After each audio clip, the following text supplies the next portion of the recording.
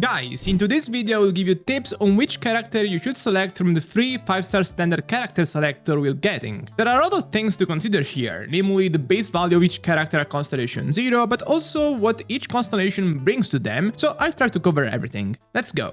Honestly, the standard character pool is pretty diverse, with just one overlapping element in its entirety, so it's pretty hard to make direct comparisons between these characters. It's more of a case-by-case situation, so I think it's more valuable for you to understand when and why you will need each of these 5-stars and their constellations eventually. I'll start from Dehya, the most recent standard 5-star and also probably the most interesting one to talk about. Dehya mainly has two roles, one where she uses her burst to be kind of the on-field damage dealer for the team, and one where she just uses her elemental skill to provide the team defensive utility and pyro application if it's needed. As a baseline, however, neither of these roles looks really impressive for her at Constellation 0, I must say. As an on-fielder, her damage output is just too low enough to barely compete with sub-DPS like Shenling from rotation-wide bases, and her energy requirements can be pretty enormous, something which kind of forces her to be used with other pyro units on mono-pyro teams mainly. As an off-fielder, I will say she's a bit better. Her skill provides interruption resistance to the active character within a pretty wide circular area, while also letting Dehya absorb 50% of the damage the team takes and applying pyro in AoE every 2.5 seconds at minimum for a total duration of 12 seconds.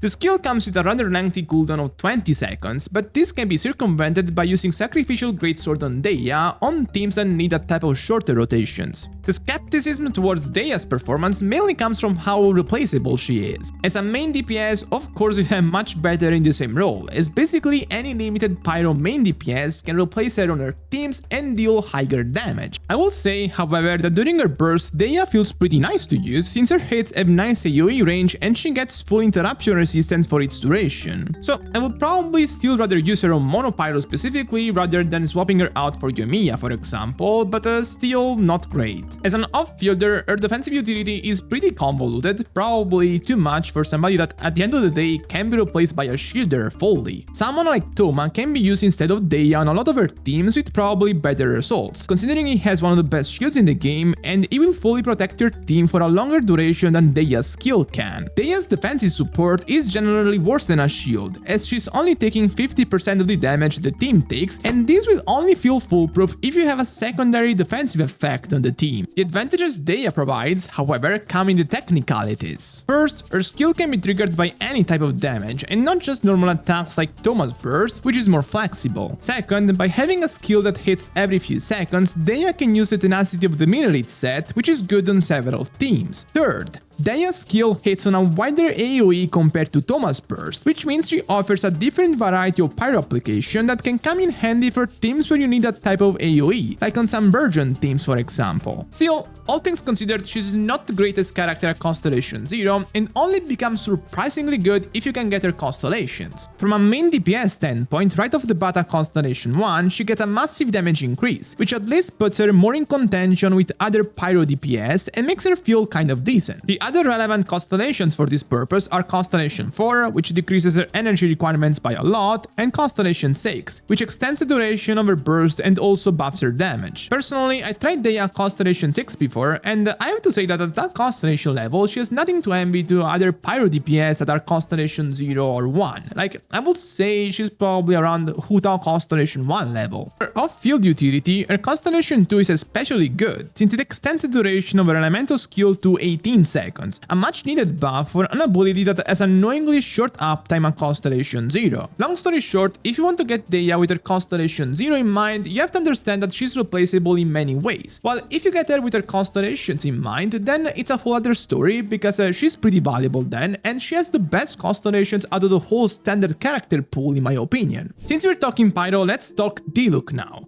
Diluc is pretty interesting because its value can wildly vary depending on whether or not you have some specific things on your account, namely Shenyun or Keqing Constellation 6. In fact, when used normally in a vape setup, Diluc can't dish out meta-relevant damage anymore since his kit has been long power-crept. Meanwhile, with a Constellation 6 Keqing, who at that point can provide enough of field cryo application for melt teams to be consistent for Diluc, it becomes able to dish out significantly bigger numbers. Nothing crazy, but still pretty nice. But Constellation 6 Keqing? Tough. With Shenyun, who is probably easier to obtain than a Constellation 6 Keqing, it becomes strong enough to be kinda relevant even by current meta standards. Diluc's thing is that that is always had very high punch multipliers, but without Xianyun, it could only take advantage of those through some Dragon Strike mechanics that, let's be honest, 99.99% of the community could never hope to pull off. With Xianyun, of course, it becomes pretty trivial for him to plunge, and so it can be used on now traditional vape teams that make him look pretty great. The flip side is that in the same niche, so the Pyro Plunge DPS, it can be surpassed by other units, so for example Gaming, who is straight up a stronger plunge DPS, or Hu Tao that can integrate plunge combos into his charge attack combos for higher damage, so there is that. The way I see it though, this is not much of a detriment really, because the bottom line is that if you like Diluc as a character and design-wise, there is this very relevant playstyle that makes him look great, and possibly the best DPS out of the entire standard character pool at Constellation 0. Meanwhile, when you look at his constellations, he has a very outdated design from that standpoint, with them not being much of an increase to his normal playstyle and even less than that when it comes to his plunge playstyle. Basically, if you already have a Diluc, don't even consider picking him here. Now let's talk Keqing, but first let me remind you that if you enjoy my content but you haven't subbed yet, please consider doing so because it really makes me notice your support. Keqing, just like Diluc, managed to stay in the meta as a DPS thanks to units that came out after her release, specifically Dendro units that enabled strong quicken teams for her. Now, it's been almost 2 years since that happened, so me saying that Keqing is strong because of Dendro isn't revealing any secret, but here we go I guess. The thing that helps Keqing is how easy these teams are to play and how flexible they are in structure.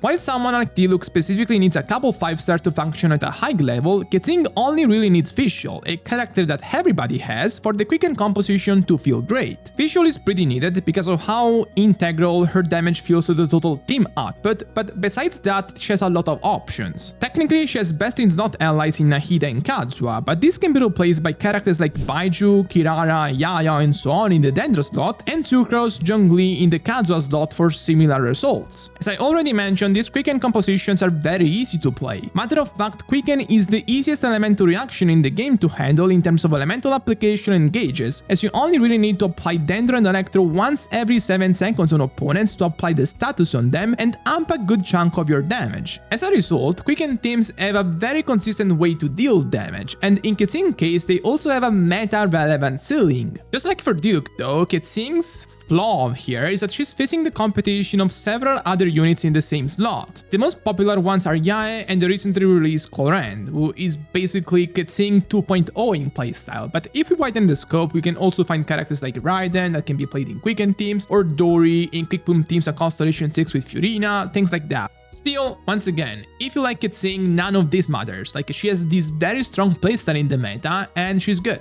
Constellations-wise, kinda like Diluc, not a big deal, you won't really feel big difference if you get them. Still, they're for the most part an increase to her damage, so if you're a Keqing simp and you want to maximize her, I'm not stopping you. Next you have Mona. Mona is kind of interesting if I have to be honest, because she's the only character in the standard pool that is still very unique in what she does. Specifically, Mona's usefulness in the meta is to buff the damage to the team for a small duration. This is tied to her elemental burst, which will buff the damage the opponents receive before the bubble it generates pops, or after it does for around 6 seconds in total. This functionality is interesting because of how it's possible to extend the bubble duration through methods such as freeze and petrification, and practically stretch the duration of the burst. For this reason, Mona was a staple on freeze teams back in the day, and is still kind of great nowadays despite options like Furina, Kokomi and others coming out to fill the Hydra slot. Thing is, when her buff is up, there really aren't many characters in the game that can match Mona in terms of increasing the damage of the team, because she provides a 60%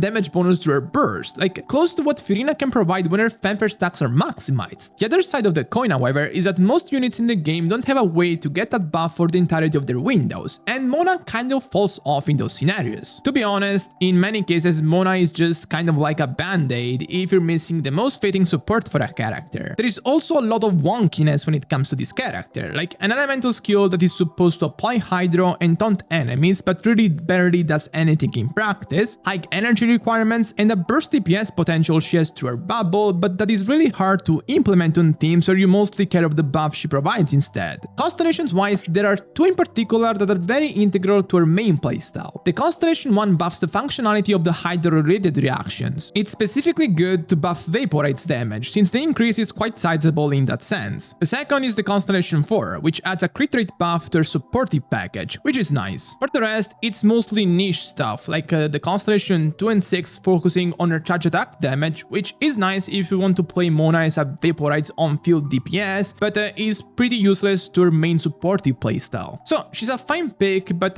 she's pretty niche compared to the units I talked about before because of how specific her support can be. Next up, Jean. Jean is pretty funny to talk about because she can both technically be considered the best standard character unit and the most replaceable one at the same time. This is because she brings very useful things to the table, but these things are quite basic. Specifically, she's an anemo character, meaning she can hold the Veridice and Veneer set to support the team, and she's a team-wide healer, meaning she can be used alongside Fiorina with great results. At Constellation 0, this is most of what she does. And the thing is, there are characters like Sayu, Xianyun that can basically do the exact same thing in the anemo niche, although they have slightly different healing profiles, but still they can do the same thing.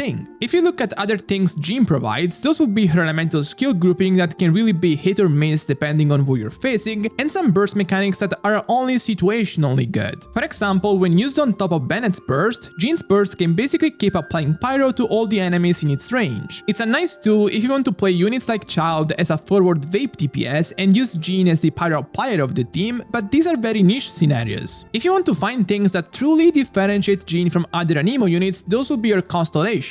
Specifically, her Constellation 2 and 4 give her some much needed offensive support effects, with the Constellation 2 making her burst increase the attack speed of the active character, and Constellation 4 making it decrease the opponent's anemo resistance, both things that make her a relevant support on teams like Wanderers, for example. Regardless, Jean is still a pretty good pick even without Constellations, because Xianyun is a limited 5-star and Sayu is a 4-star you might not want to level up. Qiqi. Qiqi is a wrong unit. She has an 80 energy cost elemental burst, with an elemental skill that has a 30 seconds long cooldown, but that doesn't generate any particles during its duration. Really, I just can't find any word to describe her other than wrong. She's a wrong unit. Kit-wise, she is a hyper-defensive character whose only purpose is to heal the team. Specifically, she needs to be on field and hit the opponents while her skill is active to heal on a team-wide scale. Her other healing tools, namely her burst and the passive effects of her elemental skill, will only heal the active character. Up until Fiorina's release, she honestly had a case to be the worst character in the whole game, because other defensive characters at least provide something offensively for the most part, and they are typically easier to manage energy requirements wise. But I guess Fiorina did give her some nice uses, for example as an on-fielder team-wide healer that can generate stacks for the team. And I guess some of her flaws can be circumvented to an extent, like